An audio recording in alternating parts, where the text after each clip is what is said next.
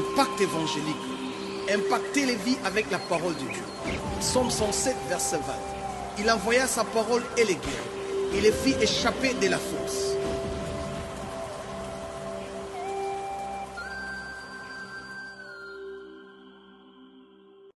Bonjour à tous, je vous salue tous encore au nom de Jésus. C'est encore un grand plaisir de me présenter devant vous et surtout que vous prêtez vraiment votre temps, vous prenez votre temps à me permettre de vous parler concernant la parole.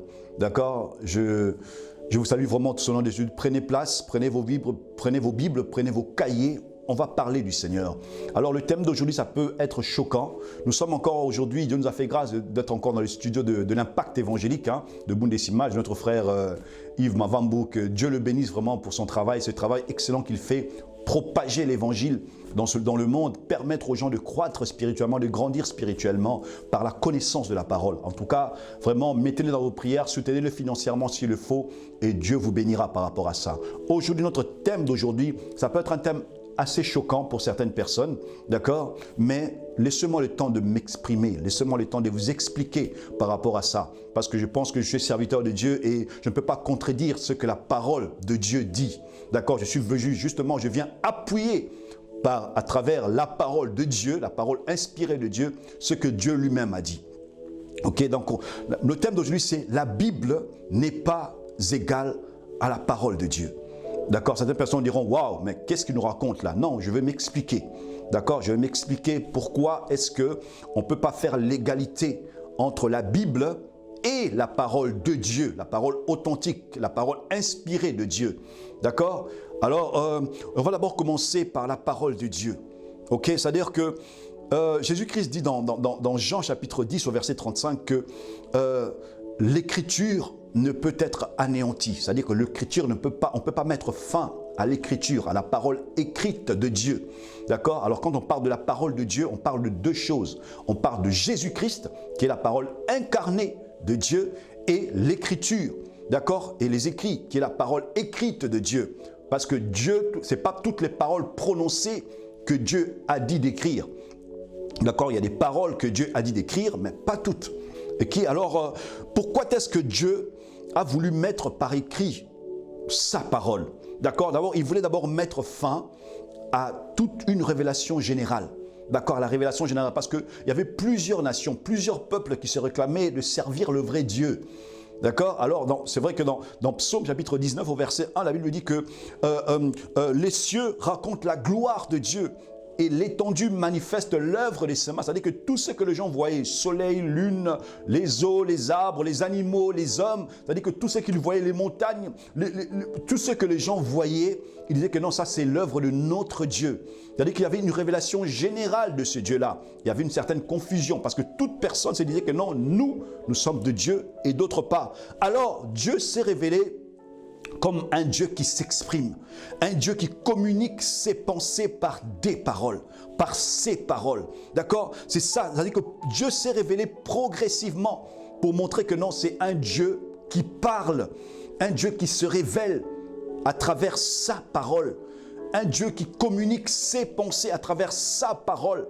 D'accord? Il n'a pas simplement voulu que ses paroles restent des paroles en l'air. Non, il les a écrites, il les a mis par écrit pour qu'elles soient conservées. C'est pour ça que vous allez voir chez certains auteurs de la Bible, certains écrivains de la Bible, on va dire, Dieu les a explicitement dit d'écrire, de mettre par écrit. Et l'apôtre Jean même dira que ces paroles qui ont été écrites, cela a été écrit pour notre instruction, afin que nous connaissons que Jésus-Christ, c'est lui le sauveur qui devait venir. D'accord? Très important à savoir que Dieu a voulu que nous puissions comprendre, connaître que c'est un Dieu qui s'exprime, un Dieu qui parle, d'accord? Un Dieu qui parle, pas un Dieu en bois, pas une statue, pas je ne sais pas quoi, un objet. Non, on a un Dieu qui parle, un Dieu qui s'exprime, d'accord? Là, on va le voir dans Job chapitre 33 au verset 14. La Bible dit ceci, Job 33, 14, que Dieu parle tantôt d'une manière, tantôt d'une autre. D'accord? Job 33, 14. Dieu parle cependant tantôt d'une manière, tantôt d'une autre. C'est-à-dire qu'on voit que Dieu parle un Dieu qui s'exprime, un Dieu qui transmet ses pensées à travers la parole. D'accord? À travers sa parole. Et dans Hébreux chapitre 1 au verset Hébreux chapitre 1 au verset 1 et 2, la Bible dit que dans les temps anciens, Dieu a parlé après avoir autrefois à plusieurs reprises et de plusieurs manières parlé à nos pères par les prophètes. D'accord? C'est-à-dire que Dieu même, pour transmettre son message, parlait d'abord à ses prophètes qui, à leur tour, parlaient au peuple. D'accord? Dieu parlait, Dieu s'exprimait. Il avait un langage. D'accord? Il employait un langage pour exprimer, pour transmettre ses pensées. D'accord? Dans verset 2, Dieu, dans ces derniers temps, nous a parlé, encore une fois, parlé par le Fils. D'accord? C'est-à-dire qu'on a un Dieu qui parle. On a un Dieu qui s'exprime, qui communique ses pensées. On a un Dieu qui veut communiquer avec les êtres qu'il a créés. On a un Dieu qui veut parler avec les hommes qu'il a créés, avec cette création, cette créature si merveilleuse. Il ne veut pas rester inconnu. D'accord? Il veut montrer que non, il y a, dans tout ce que vous voyez, il y a un auteur, il y a une personne qui a créé ces choses. D'accord? Et il s'est identifié progressivement. Dieu s'est révélé, progressivement Dieu s'est montré à travers sa parole. Parce que vous savez, les histoires qu'on rencontre, c'est-à-dire quand on raconte une histoire oralement, le sens un peu de l'histoire se perd avec le temps. C'est-à-dire que même un message peut être authentique au départ, mais tellement qu'il n'y a pas de fondement par écrit, tu peux perdre le sens même de ce que tu as entendu. C'est pour ça que notre Dieu n'a pas voulu se limiter là. Il a donné sa parole. Il a obligé à ses saints écrivains de mettre ses paroles par écrit. D'accord? C'est-à-dire qu'il y a une identification maintenant entre la parole de Dieu et Jésus-Christ. D'accord? La parole écrite et Jésus-Christ. D'accord? C'est-à-dire que la parole écrite ou bien la parole incarnée, c'est la même chose. D'accord? Et j'aime bien la façon d'écrire de l'apôtre Jean. Il dit une chose, il dit qu'au commencement était la parole. C'est-à-dire que dès le départ, avant même que toute chose soit, la parole était là. Et il décrit que cette parole était une parole divine, pas n'importe quelle parole. D'accord? Pas n'importe quelle parole. C'est-à-dire que si tu veux avoir une bonne relation avec Jésus-Christ, il faut avoir une bonne relation avec la parole écrite de Dieu. Parce que Jésus-Christ est la parole. D'accord? Il y a certaines personnes qui disent que non, moi je prie, mais la parole c'est une fois par semaine, une fois par mois. Mais quel genre de chrétien es-tu? Et tu dis avoir une bonne relation avec Jésus en lisant une fois le mois la parole de Dieu. D'accord? Les Écritures. D'accord? Alors ça, il faut vraiment faire très attention par rapport à ça. Ok? Il faut faire très attention par rapport à ça. Alors, la source de cette parole, bien sûr que je l'ai déjà dit depuis le départ, la source de la parole de Dieu, d'accord, des Écritures que nous lisons, elle n'est pas terrestre. D'accord? C'est pour ça que la Bible dit dans 2 Timothée, on va le prendre vite fait, 2 Timothée chapitre 3 verset 16, que toute écriture est inspirée de Dieu. D'accord? 2 Timothée, je vais m'excuser un peu. 2 Timothée chapitre 3 verset 16. Toute écriture est inspirée de Dieu. D'accord? Là, on prend toute l'écriture. Ok? J'expliquerai un peu le vrai sens de la Bible et des Écritures. D'accord? Les Écritures, l'écriture de Dieu. J'expliquerai le vrai sens par rapport à ça. D'accord? Alors on dit que toute écriture est inspirée de Dieu. Toute l'écriture. On n'a rien enlevé. D'accord? On a pris l'Ancien Testament et le Nouveau Testament. Toute écriture est inspirée de Dieu. Savoir, inspirer, c'est un mot grec qui signifie souffler. C'est-à-dire que c'est Dieu lui-même qui a soufflé à ses saints écrivains ce qu'il fallait écrire. Ce qu'il fallait écrire, même ce qu'il fallait dire. On parle de toute l'écriture. D'accord? C'est-à-dire qu'il ne faut rien enlever. D'accord? On parle de toute l'écriture. Je vois par certaines personnes qui font le choix entre des livres. D'accord? Il y a parfois des livres, d'autres lisent peut-être pour faire mieux lire. Par exemple, l'évangile selon Matthieu, ils se sentent bien à l'aise. D'autres lisent peut-être les psaumes. Ils disent non, moi je suis habitué aux psaumes. Ils négligent d'autres livres. D'autres peut-être lisent, rarement même. Ils disent bon, Esdras, j'aime pas trop. Agé non plus. Amos, bon, rarement. Ils disent, je lis rarement. Non, on dit que toute l'écriture Écriture, d'accord, tout ce qui a été écrit est inspiré de Dieu.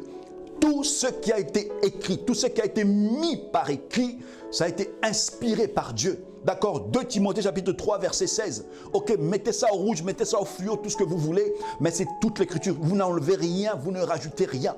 Ok, alors faisons très attention par rapport à ça, parce qu'il y a certaines personnes qui viennent falsifier l'évangile de Christ en disant que non, il faut quand même faire attention parce que c'est pas vraiment ce que non, c'est la Bible ne fait pas de la Bible ne fait pas la Bible ne fait pas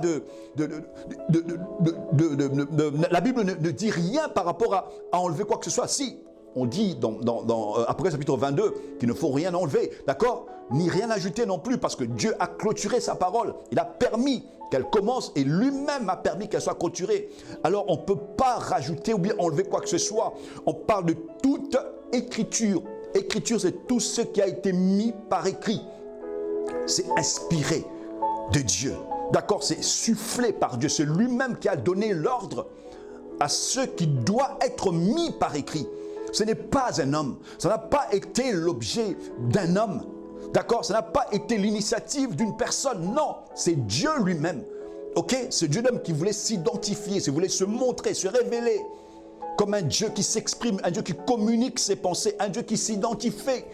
D'accord, pourquoi? Parce que tout le monde il y avait tant de confusion dans la révélation générale, d'accord, la révélation de la nature, de tout ce que vous voulez, c'est-à-dire que tout ce que les hommes faisaient dans ce monde, il y avait toujours la confusion. D'autres priaient le Dieu soleil, d'autres priaient le Dieu lune, d'autres priaient le Dieu eau, d'autres priaient le Dieu montagne, d'autres priaient le Dieu animaux. Alors Dieu, pour mettre fin à tout ça, il a voulu se révéler à travers sa parole, d'accord, à travers les Écritures.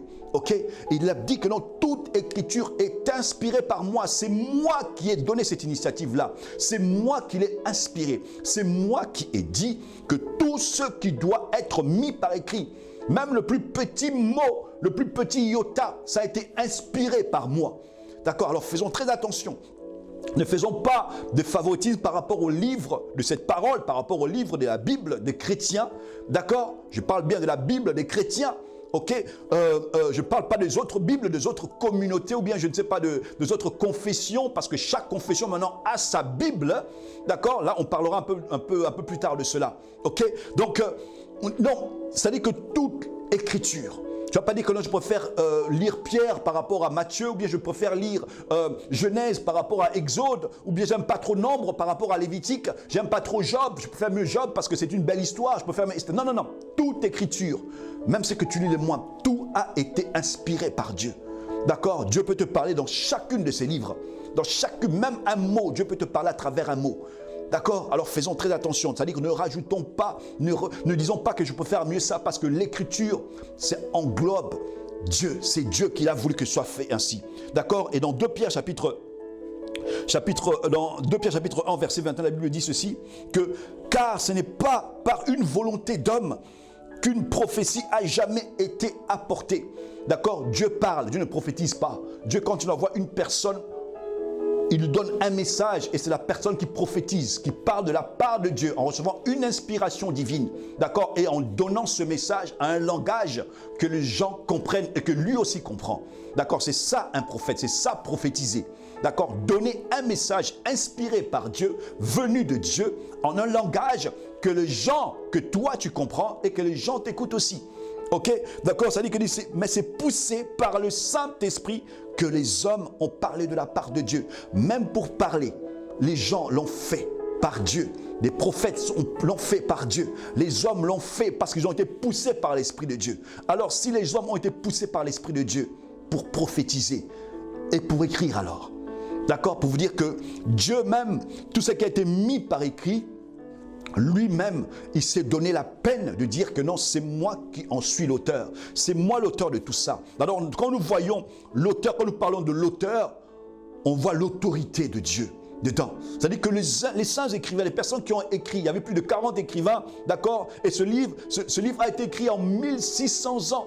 En une période de 1600 ans, en 16 siècles. Imaginez-vous un peu quel livre dans ce monde peut être écrit en aussi longtemps. C'est seulement l'initiative d'un Dieu éternel. 40 écrivains, d'accord, qui ont grandi dans des milieux différents.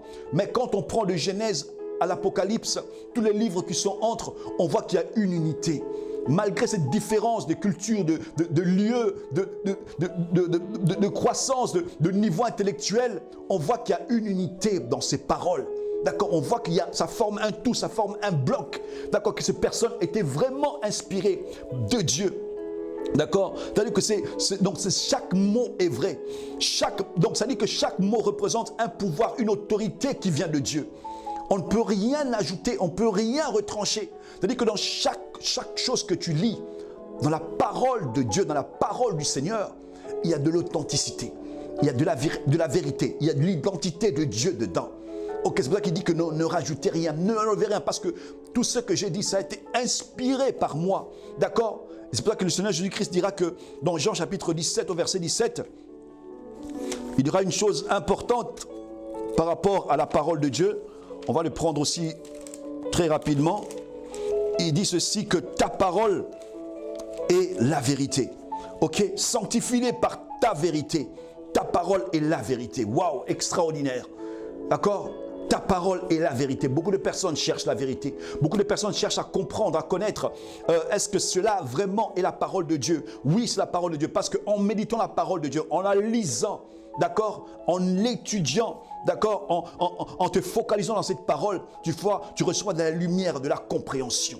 Et cette parole, elle est si grande, elle est si authentique, si véridique, d'accord, que la parole qui vient de Dieu, qui ne vient pas des hommes, c'est-à-dire qu'il y a l'autorité de Dieu dedans, elle est une nourriture spirituelle et elle apporte également la santé physique. D'accord, ce que les gens parfois ignorent, que la parole peut te donner une santé physique. D'accord, en la méditant, ça c'est dans Proverbes chapitre 4. Il dit quoi? Qu'elle te donne la santé dans ton corps. Et quand on parle du corps, dans la Bible, on parle du corps physique.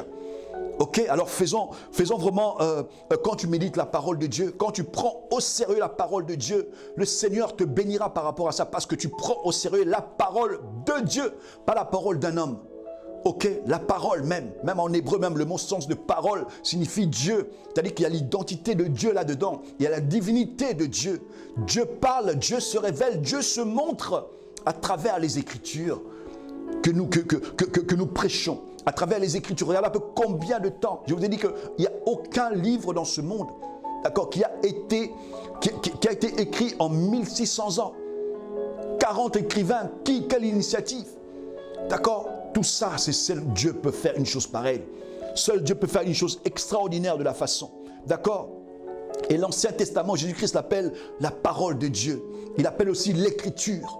D'accord? Dans Jean 10, chapitre 35. Il appelle l'Écriture la parole de Dieu. Et Dieu a choisi des personnes faillibles, des personnes qui n'étaient peut-être pas exemplaires, mais Dieu qui peut utiliser toute personne pour sa gloire, a utilisé des hommes faillibles, des hommes qui n'étaient pas peut-être considérés dans leur entourage, mais Dieu les a utilisés pour sa gloire. D'accord, il les a utilisés. On va prendre Psaume chapitre 7, chapitre 12 au verset 7. D'accord, la Bible dit que ceci, les paroles de l'Éternel sont pures. On parle de la pureté de la parole de Dieu. C'est-à-dire que l'écriture mise par écrit, d'accord, elles sont pures. Il n'y a pas de faille là-dedans.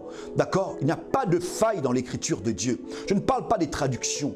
D'accord, parce que nous avons les traductions en français, en anglais, en diverses langues d'ailleurs, parce que l'écriture existe en plusieurs langues actuellement. D'accord, mais je parle de la parole authentique, la parole véridique. D'accord, même pas traduite en vulgate, même pas traduite en septante. Non, la parole authentique de Dieu en hébreu, araméen et en grec. D'accord, cette parole-là, elle est pure parce qu'elle a directement été inspirée aux saints écrivains. D'accord, à ces écrivains utilisés par Dieu pour notre édification, pour notre instruction. D'accord, ils ont été utilisés par Dieu. La Bible dit quoi? Les paroles de l'Éternel, elles sont pures. Pures, pourquoi? Parce que directement, elles viennent de Dieu. Tout ce qui vient de Dieu est pur. Tout ce qui vient de Dieu est bon. Tout ce qui vient de Dieu est agréable. Tout ce qui vient de Dieu est puissant. Tout ce qui vient de Dieu a l'identité de Dieu en lui. C'est vrai que les personnes qui méditent la parole de Dieu, prenez cette parole au sérieux.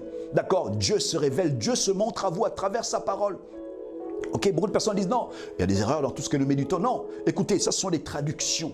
Mais la parole de Dieu, quand elle avait été écrite, même réécrite, d'accord, par ces juifs, par ces personnes qui écrivaient la parole de Dieu, parfois, ils avaient même peur d'écrire certains noms de Dieu. Imaginez-vous un peu. Même de prononcer certains mots, ils avaient peur de le prononcer tellement que c'était ça. D'accord? Et ils utilisaient une catégorie d'encre spécialement pour écrire certains mots. Ils se donnaient la peine vraiment de recopier. S'il y avait des erreurs, ils refaçaient tout. C'est-à-dire que dans ces parchemins, dans ces papyrus, dans ces manuscrits, d'accord, ils écrivaient à la main, mot à mot, et c'était vérifié. D'accord? C'est-à-dire que c'était Dieu qui avait donné cet ordre-là.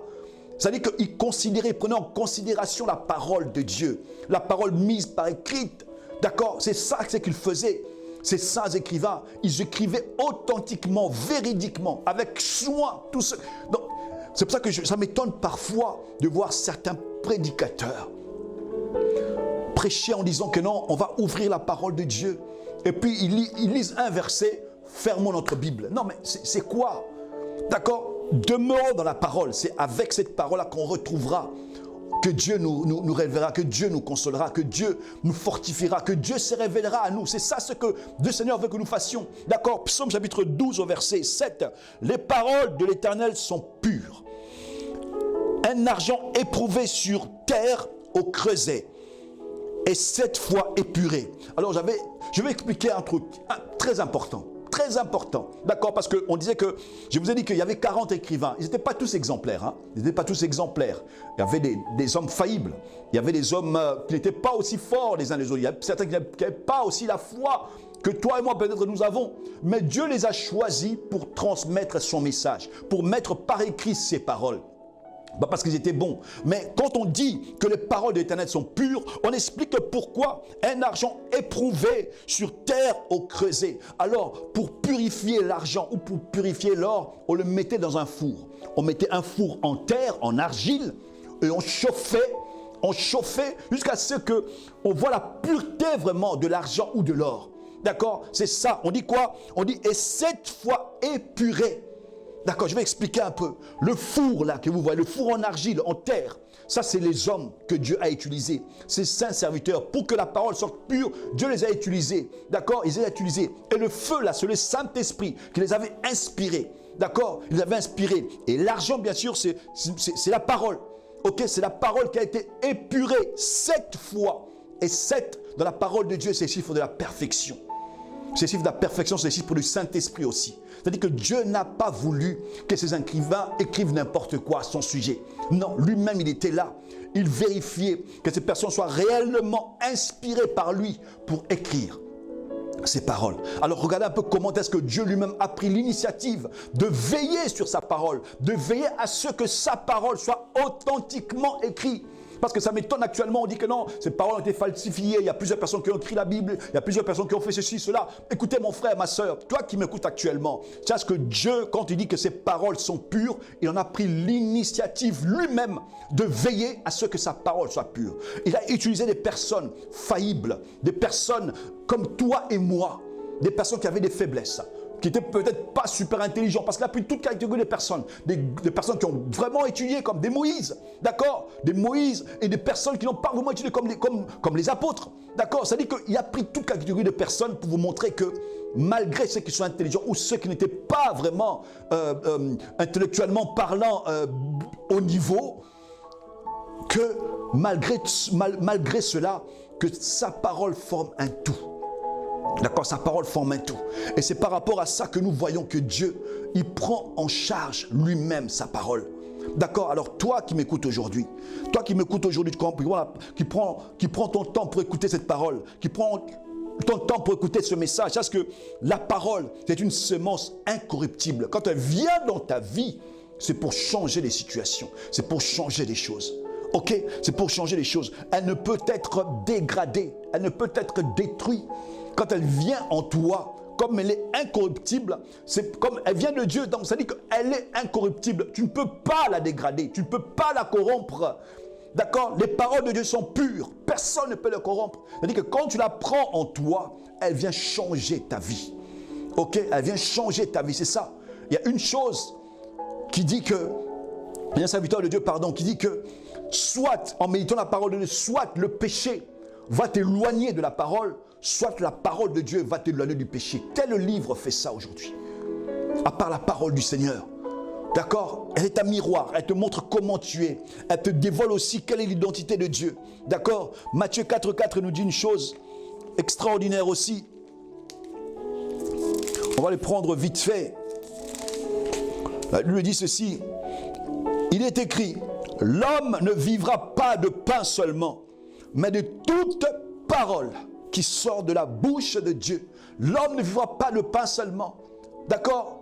Le pain te fera vivre, la nourriture physique te fera vivre sur la terre, mais il y a une vie après cette vie physique, c'est la vie spirituelle qui suffit, qui t'est conseillé de rechercher, d'accord? Il dit quoi? Que l'homme ne vivra pas de pain seulement, mais de toute parole, de chaque mot qui sort de la bouche de Dieu, d'accord? Tout ce qui est écrit ici, c'est sorti de la bouche de Dieu, c'était inspiré par Dieu. Alors prends cette nourriture, prends cette parole comme une nourriture pour ton âme. Parce qu'elle nourrit toute catégorie de personnes. Des bébés spirituels comme le lait, ceux qui grandissent comme le pain et ceux qui sont déjà matures spirituellement comme une nourriture, un plat solide. D'accord? Ça dit que toute catégorie de personnes se retrouve dans cette parole. D'accord? Alors faisons très attention. Quand tu médites la parole de Dieu, il dit que toute parole, l'homme se nourrit. L'homme ne vit que de toute parole. Ça veut dire qu'il y a la vie dans cette parole. Parce que tout ce qui vient de Dieu a la vie. Tout ce qui vient de Dieu brille. Tout ce qui vient de Dieu est authentique.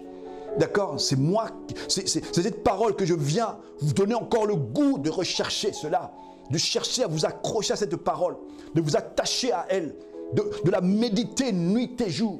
D'accord? Pour réussir, pour connaître Dieu, pour comprendre Dieu et pour te connaître Dieu, parce que Dieu va te révéler ce que tu es réellement à travers sa parole. D'accord? Alors, quand tu médites la parole, sache que toute parole, toute écriture, chaque mot que tu lis, c'était inspiré par Dieu. C'est inspiré par Dieu. Tu ne peux pas rajouter ni faire un choix parmi les mots. Non, c'est pas ça. C'est pas ça. Toute écriture est inspirée de Dieu. Chaque parole te fera vivre. Chaque mot, chaque verset, chaque chapitre te fera vivre parce que Dieu se révèle dans sa parole. Dieu se montre dans sa parole. Ok? Tu ne peux pas faire que non, la méditation de la parole est rare dans ta vie, mais tu pries sans cesse, tu pries beaucoup, mais lire la parole, c'est lourd pour toi. Mais écoute, impose-toi une discipline à rechercher à connaître Dieu à travers sa parole. D'accord? Une personne qui croit, qui veut croître spirituellement, c'est une personne qui accepte d'étudier la parole. C'est ça ce que Dieu veut. Ok? Et la Bible dit dans 1 Jean chapitre 1 verset 7, il dit que ta lumière, ta parole est une... on va le prendre vite fait.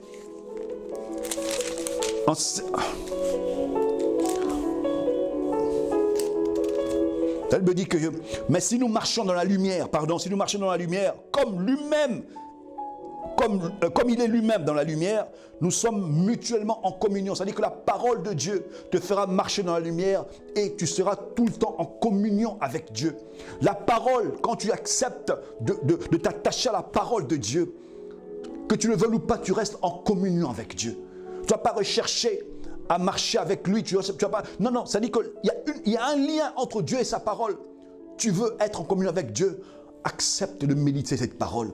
Accepte de t'accrocher à sa parole. D'accord? Et même David dit aussi que non, ta parole est une lampe à mes pieds, une lumière sur mon sentier. Ça dit que cette parole-là, elle est claire. Il dit que si nous marchons dans la lumière, d'accord, si nous marchons dans la lumière, comme lui-même il est lumière, ça dit que la parole, te fera marcher dans la lumière et te donnera une communion avec Dieu. Tu connaîtras Dieu, tu connaîtras le cœur de Dieu, tu connaîtras ce que Dieu aime, ce que Dieu veut que tu fasses.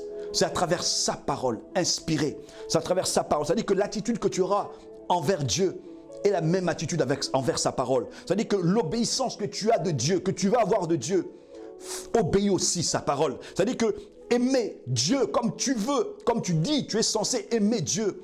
Aime aussi sa parole. Comme tu honores Dieu, honore aussi sa parole. Ok, honore aussi sa parole. C'est un Dieu que nous aimons, c'est un Dieu que nous célébrons, c'est un Dieu que nous magnifions tous les jours qui passent.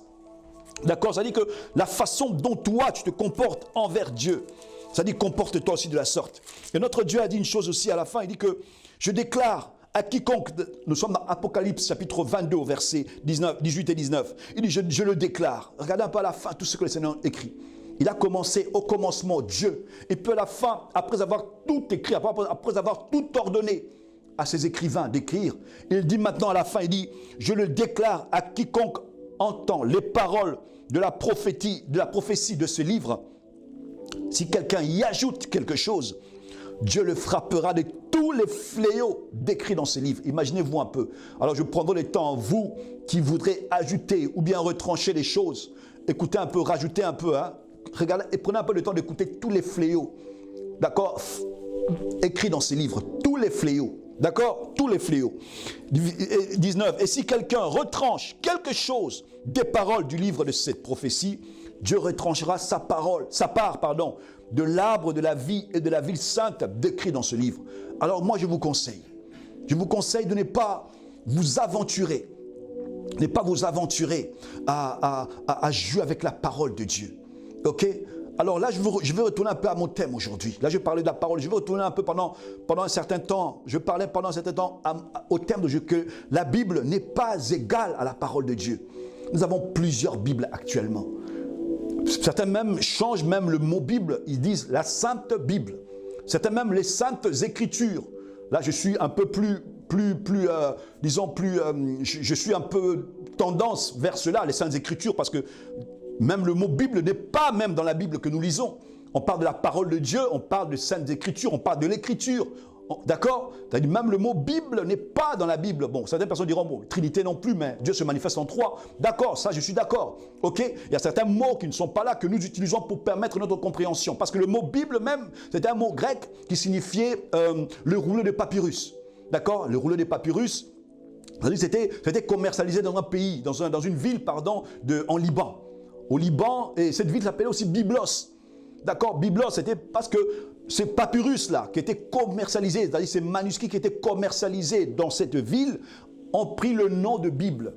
Par la suite, le grec a repris encore le mot Bible pour dire que non, on va l'appeler, c'est l'ensemble de livres maintenant. L'ensemble de livres, on l'a appelé Biblia, et les Romains ont pris aussi, ils ont dit oui d'accord, on va appeler cela Biblia, d'accord, Biblia, l'ensemble des livres, et cela aussi qui a été fait, qui a été adopté dans plusieurs langues.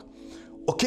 Alors, quand la parole de Dieu a été écrite, d'accord, je parle de l'Ancien Testament maintenant, parce que cela, ça a été donné aux Juifs, et à la Torah, il y a les prophètes, il y a les livres poétiques, hein, d'accord, c'est les livres d'histoire, d'accord, il y a tout cela qui était à l'intérieur, et par la suite, quand il y a eu la Vulgate, c'est-à-dire que la traduction du grec de l'Ancien Testament, il y a eu des rajouts qui se sont faits. D'accord, il y avait plusieurs personnes qui ont découvert encore d'autres livres qu'ils appelaient soi-disant sacrés. C'est-à-dire que là, nous sommes au début de l'ère chrétienne, même avant l'ère chrétienne même. C'est-à-dire qu'une fois que Dieu avait clôturé l'Ancien Testament, d'accord, l'Ancien Testament était clôturé, il y a d'autres personnes qui avaient découvert d'autres écrits. Et lors de la traduction maintenant de l'Ancien Testament au grec, d'accord, de l'Ancien Testament au grec, il y avait beaucoup de personnes qui ont maintenant pris ces écrits-là, ils l'ont rajouté maintenant dans la traduction grecque. Ok? Après, il y a eu la traduction maintenant de la Vulgate en Septante. D'accord? C'est-à-dire que tous ces écrits-là maintenant, la Septante c'est quoi? C'est la traduction du grec maintenant au latin. Et ils avaient pris maintenant cette première traduction maintenant qui ont rajouté certains livres qui n'étaient même pas dans la Torah, qui n'étaient même pas dans l'Ancien Testament, et d'après cette traduction-là, ils l'ont rajouté à l'intérieur. C'est pour ça que nous allons voir que dans certaines Bibles, vous allez voir le livre de Judith, le livre de Tobie, le livre la sagesse de Salomon, le Jésus de Sirach, Baruch, Maccabée, tout ce que vous voulez. D'accord? Mais ça, dans l'Ancien Testament, dans la Torah, il n'y avait pas ça. D'accord? Il n'y avait pas ça. La première traduction du grec, la Vulgate, c'était ça. C'est eux qui ont rajouté dans la traduction ces livres-là qui n'étaient pas des livres inspirés. Je ne veux pas dire que ces livres, elles sont utiles pour notre compréhension. Oui, elles sont peut-être, bon, on va dire que instructives, mais elles n'étaient pas inspirées par Dieu. Ce n'est pas ce que Dieu avait ordonné d'écrire. C'est ça que les gens doivent savoir. C'est quand je vous dis que la Bible n'est pas égale à la parole de Dieu. Ce n'est pas tout le monde, ce n'est pas toutes les Bibles qui contiennent la parole de Dieu. D'accord, il y a certaines Bibles même qui enlèvent carrément des chapitres. Il y a certaines Bibles qui nient la divinité de Jésus-Christ. On ne va pas appeler ça la parole de Dieu parce que ça nie qu'ils enlèvent des morceaux, ils enlèvent des choses. D'accord, dans certaines Bibles, on retrouve la parole de Dieu, mais ce n'est pas dans toutes les Bibles qu'il y a la parole de Dieu.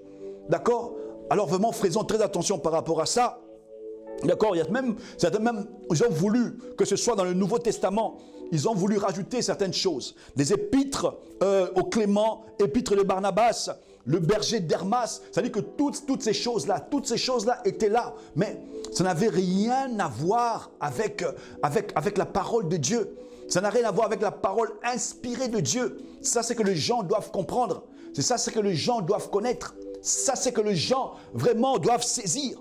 C'est que il y a plusieurs Bibles actuellement. D'accord? Il y a plusieurs Bibles actuellement. Ce que je vous dis, c'est une révélation divine.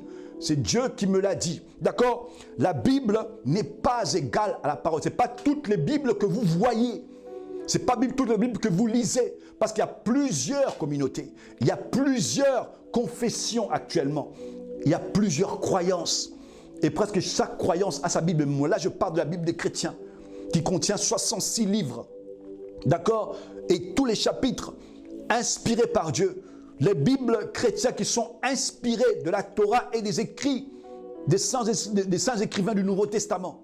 D'accord? Sans réajouter quoi que ce soit en plus ou sans retrancher quoi que ce soit. La Bible des chrétiens, c'est une Bible qui ne nie pas la divinité de Jésus-Christ. D'accord? C'est ça qu'il faut connaître. Ok? Parce que ce n'est une Bible qui ne rajoute pas d'autres écrits ou que ce soit. Non, non, c'est pas ça. Il y a certaines Bibles que je lisais auparavant. Il y a Marc 16 ne se trouve pas. Marc 16 n'est pas dedans. On ne va pas appeler ça la parole de Dieu. D'accord? Il y a d'autres Bibles dont ils ont rajouté certains livres. On ne va pas non plus appeler ça la parole de Dieu. Parce que tout ce que ces Bibles-là contiennent, mais on a retranché, on a rajouté, on a fait tout ce qu'on voulait. On va appeler ça la parole de Dieu. C'est pour ça que c'est mon titre. La Bible n'est pas égale à la parole de Dieu. D'accord? La Bible des chrétiens, il faut reconnaître que de Genèse à l'Apocalypse, que tout cela est une traduction de l'écriture des vrais manuscrits, de ce qui a été écrit à la main en hébreu, en araméen et en grec. D'accord? C'est de ça qu'il faut se référer. Ok? Alors vraiment que Dieu vous bénisse. J'espère que vous m'avez compris. Ok? Notre Dieu veut se révéler dans la vie de tout un chacun. Il veut se révéler dans la vie de tout chacun et utilise un moyen qui est assez simple, qui est accessible à tout le monde actuellement, c'est sa parole.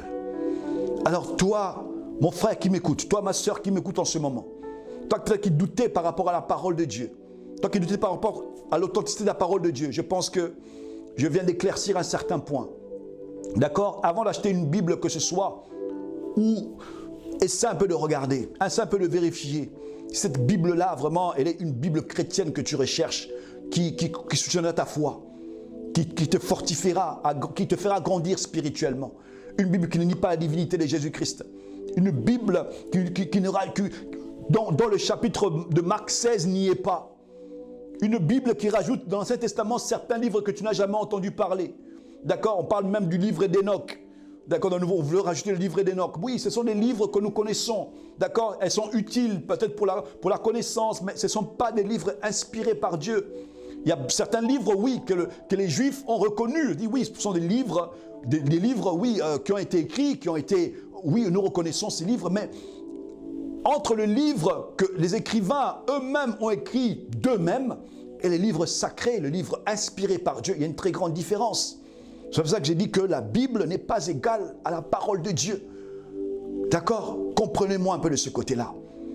Alors, par rapport à toi, qui aime chercher, qui veut connaître Dieu, qui veut comprendre Dieu, quand tu médites la parole de Dieu, quand tu médites les écrits de Dieu, les écrits inspirés de Dieu, prends ça, ouvre ton cœur. Parce que je sais que le Seigneur te parlera par rapport à ça. D'accord? Il te parlera, il se révélera à toi à travers sa parole. Prends au sérieux, honore cette parole comme tu honores Dieu. Aime cette parole comme tu aimes Dieu. D'accord? Obéis à cette parole comme tu obéis à Dieu. Que ton attitude aussi soit la même comme tu aimerais bien avoir l'attitude avec Dieu. Honore sa parole parce que la parole, c'est Dieu. Moi, l'image que j'aime bien, c'est de voir ces saints écrivains, même écopieurs. d'accord, ces juifs vraiment consacrés uniquement pour écrire la parole de Dieu, pour recopier la parole de Dieu. Leur attitude était qu'ils prenaient vraiment le temps, de recopier. Et quand il y avait une erreur, ils enlevaient carrément et ils recommençaient. Et il y a même une personne qui disait qu'ils étaient tellement trop stricts par rapport à cette règle de recopier qu'ils écrivaient des mots à une certaine lueur de la journée. Imaginez-vous un peu, quelle précision. Ils ne tenaient même pas là. Parfois, ils avaient même peur de prononcer certains mots comme le mot Yahweh. Ils ne le prononçaient pas. C'était un mot tellement saint, tellement authentique qu'ils ne voulaient pas le prononcer. D'accord? Ils l'ont changé en Adonai. D'accord? En Jéhovah, pardon. Ils l'ont changé. Pourquoi? Parce que Yahweh, c'était tellement saint qu'ils disaient que non, on ne peut pas le prononcer. Et ils l'ont changé en Jéhovah. D'accord? Ça veut dire qu'il y avait certains mots comme ça. Ces saints écrivains étaient des écrivains sacrés, des écrivains authentiques qui craignaient Dieu. Alors, on ne peut pas se laisser influencer par ce que les gens disent, que cette Bible a été écrite par des blancs, par des noirs, par je ne sais pas qui. Non. La Bible a été écrite par des hommes qui étaient inspirés par Dieu, qui étaient soufflés par Dieu. L'Esprit de Dieu était en eux pour les dicter ce qu'ils devaient écrire. C'est ça ce que nous savons. Peu importe la couleur de ces écrivains. D'accord, mais nous savons que c'est la parole de Dieu. Elle vient directement de Dieu. Son origine, sa source, c'est le ciel, ce n'est pas la terre. Alors que Dieu vous bénisse, que la faveur, la grâce de Dieu soit à votre partage. On se retrouve au prochain message.